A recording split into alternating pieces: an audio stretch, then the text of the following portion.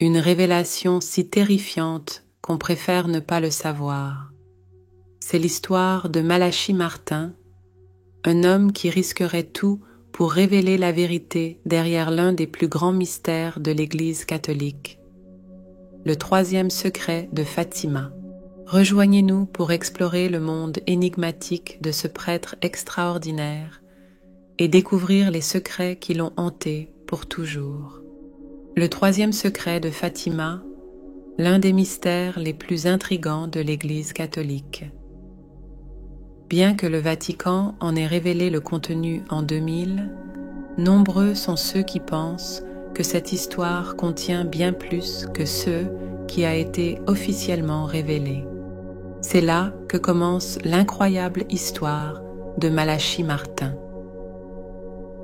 Paléographe irlandais extraordinaire, dédié à l'étude des documents bibliques anciens, Martin était un homme d'une immense érudition, avec 3 doctorats et une maîtrise de 8 langues. À 30 ans, il devient professeur à l'Institut biblique pontifical de Rome, où il rencontre le cardinal Béat, figure influente du Concile Vatican II.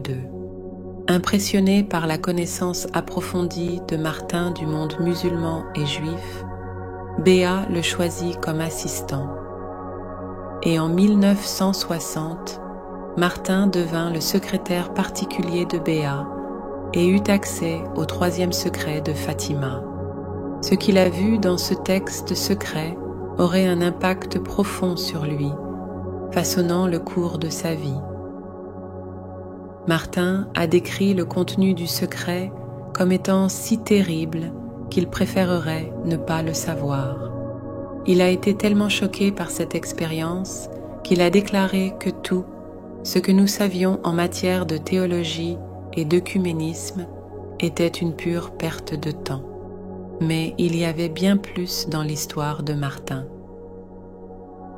Après avoir quitté le sacerdoce, il a continué à écrire des livres et à parler de ceux qu'il avait vus dans le troisième secret de Fatima. Il a soutenu avec ferveur que le Vatican n'avait pas révélé tout le contenu du secret et qu'il restait encore beaucoup à découvrir. Sa conviction que le Vatican cachait quelque chose a attiré l'attention des médias et a fait de lui une figure controversée aux yeux de beaucoup. Pour Martin, le troisième secret de Fatima était plus qu'une simple curiosité ou un sujet de débat. C'était une vision qui le marqua à jamais et qui influencera sa pensée et ses écrits pour le reste de sa vie. En 1964, déçu par la direction que prenait l'Église, Martin demanda à être libéré de ses vœux de vivre sa vie de manière indépendante. Selon lui, beaucoup au sein de l'Église, y compris l'ordre des Jésuites, étaient plus intéressés par le pouvoir que par le salut des âmes. Il a dénoncé les Jésuites pour leur soutien aux marxistes, notamment dans la théologie de la libération. Après avoir quitté l'Église, Martin a déménagé à New York, où il a commencé à travailler comme romancier à succès. La plupart de ses livres ont été inspirés par sa connaissance de l'occultisme et son expérience d'exorciste. Mais ce qui a vraiment retenu l'attention du public, ce sont ses écrits sur l'Église et le troisième secret de Fatima. Martin affirmait qu'il manquait une page que le Vatican n'avait jamais publiée, une page qui révélerait la véritable signification du secret. Il a déclaré que le secret impliquait un grand bouleversement au sein de l'Église. Martin est décédé en 1999 dans des circonstances mystérieuses. À plusieurs reprises, il parla du troisième secret, faisant même vœu de secret sur son contenu. Intelligemment, il ne répondrait oui ou non que si quelqu'un d'autre abordait le sujet du secret, tenant ainsi sa promesse de ne pas le révéler. Dans l'une de ses dernières interviews en direct, dans les années 1990, au Harbel Show, devant des millions d'auditeurs, Martin a affirmé qu'il y avait quelque chose de terrifiant dans le troisième secret.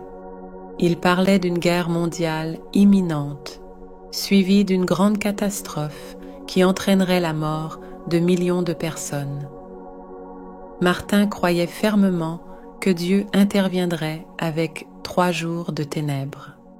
Dans un épisode particulièrement choquant, un auditeur a déclaré à Martin qu'il avait entendu parler d'un prêtre qui prétendait avoir lu le troisième secret. Le prêtre a dit que le dernier pape serait sous le contrôle de Satan. Et lorsque le pape Jean XXIII l'a lu, il s'est évanoui. Convaincu de son implication dans l'affaire, Martin a répondu en confirmant qu'il semblait avoir lu le secret. En 1997, le père Martin a abordé cette possibilité plus spécifiquement, affirmant que nous pourrions réellement avoir un pape sous l'influence de Satan et que, dans ce cas, nous serions impliqués dans quelque chose de terrible qui mettrait à l'épreuve les croyants et détruirait la foi de la majorité. Selon d'autres théories, le secret révélé à Sœur Lucie en 1917 lors d'une série d'apparitions de la Vierge Marie prédisait que les nations seraient punies physiquement par des catastrophes naturelles ou d'origine humaine sur terre, sur l'eau et dans l'atmosphère. Mais il semble qu'il existe également un châtiment spirituel beaucoup plus sévère pour les catholiques romains. La disparition de la foi, une période d'infidélité généralisée dans de nombreux pays. Mais il y a plus. Le troisième secret semble également désigner la Russie comme le nouveau régulateur de l'horloge de Fatima et le véritable berceau du remède aux maux du monde. La Vierge Marie a parlé activement de la Russie à Fatima, ce qui conforte cette dernière théorie. Selon Martin, ce qui a été dit dans le troisième secret de Fatima est déjà en train de se produire. L'Église propage l'apostasie et la grande majorité des catholiques sont dans l'apostasie. Il y a plus de 20 ans, un homme de foi affirmait qu'une minorité significative de cardinaux, d'évêques, de prêtres et de religieux était en apostasie et qu'il existait au sein du Vatican un groupe puissant qui avait consacré son service au diable. La solution, selon certaines sources, serait la publication complète du troisième secret de Fatima et la consécration ultérieure de la Russie par le pape au cœur immaculé de Marie, impliquant tous les évêques du monde et mentionnant spécifiquement la Russie. Rejoignez-nous dans ce voyage alors que nous continuons à explorer les mystères de la foi, les secrets gardés dans les murs du Vatican et le courage d'individus comme Malachi Martin, qui ont osé remettre en question, rechercher la vérité et partager leurs révélations avec le monde. Alors, que devrions-nous faire à la lumière de tout cela? Jésus a dit: « Quand vous verrez ces choses commencer à arriver, n'ayez pas peur, car votre rédemption est proche. » Prions ensemble. Dans le mystère et l'incertitude, nous nous tournons vers toi, Seigneur, avec humilité et dévotion. Dans ce monde marqué par les conflits, les tensions et les inconnus, nous recherchons ta lumière et ta direction, en nous réfugiant dans la prière et la contemplation. Ô Dieu, qui dans ta sagesse infinie nous a permis, tes enfants, de sonder le mystère du troisième secret de Fatima, nous te demandons d'illuminer nos cœurs et nos esprits. Accorde-nous la capacité de discerner les signes des temps et de comprendre le sens profond des visions et des prophéties. Dans le silence de nos réflexions, ouvrez nos yeux sur la vérité et la lumière que vous seuls pouvez offrir. Accorde dans ce monde troublé la force de poursuivre la pénitence, la prière et la conversion spirituelle, comme le suggère le 3e secret de Fatima. Guide-nous dans la recherche de liens prophétiques, mais aide-nous aussi à rester humbles face aux mystères qui entourent ces enseignements. Accordez la paix à ceux qui vivent dans des régions touchées par des conflits et incitez les dirigeants du monde à rechercher des solutions de paix et de justice. Dans notre recherche de la vérité, sois toi notre guide. Amen.